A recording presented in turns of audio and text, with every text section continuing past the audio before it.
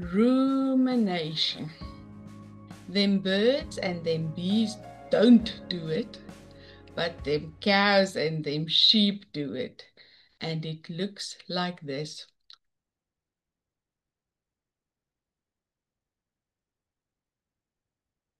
Hello, my name is Hanley Nell and I'm a proud Bright Star facilitator. Please visit us on www.brightstarlifestyle.co.za and see why we say yes to joy.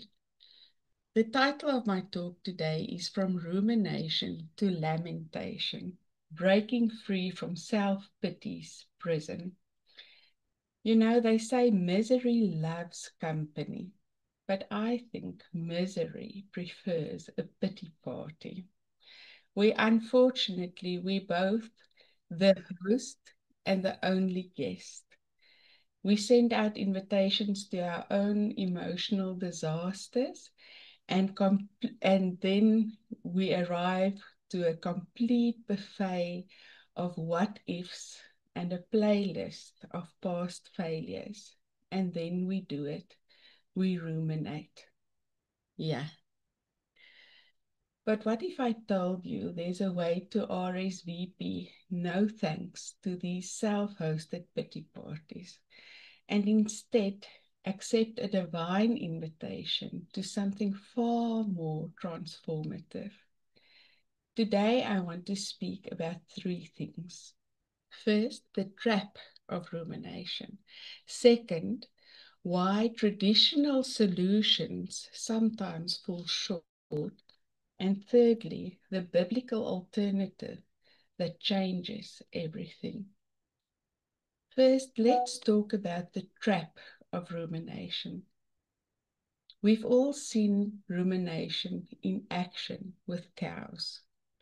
When they do it, though, they're accomplishing something useful, breaking down tough grass to extract nutrients. But when we humans do it, well, that's a different story entirely. We've all been there. Something goes wrong, and suddenly we're caught in what I call the rumination rotation. We replay that painful conversation, that missed opportunity, the injustice, rejection, or trauma over and over like a broken record stuck on the saddest song ever written. This isn't just unproductive, it's destructive.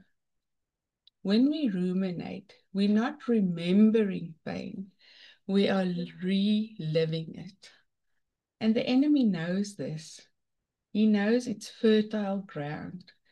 When we're trapped in cycles of self-pity, we become spiritually vulnerable. Our joy gets stolen, and our is shattered, and our faith is clouded.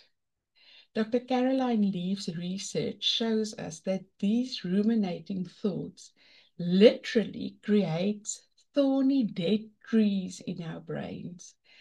They are toxic thought patterns that grow stronger each time we feed them. These neural pathways become highways to hopelessness. Second, let's examine the limitation of some traditional solutions. We often say that gratitude and mindfulness are the antidotes to negative thinking, and there's absolute truth in that. But imagine someone telling a person processing deep grief or trauma to just be grateful. That's like putting a band-aid on a broken bone. It might be good advice, but not deep enough for the depth of real struggle. Third, and most importantly, let's look at the biblical alternative, lamentation. In a profound book, Decline Pity Parties and Invite Mercy, author Kaylin Prince explains something that I find revolutionary. We know it, we know about it, but Let's discover what she says. Lamentation is not wallowing, it's worship through our wounds. She says the truth is many of us never learned how to lament properly. When we lament, we're not rehearsing our pain for an audience of one. We're pouring out our hearts to the one who can actually do something about it. Lamentation fills scripture. David cried out, "How long, O Lord? Will you forget me forever?" And the entire book of Lamentations shows us that God doesn't tolerate our honest pain.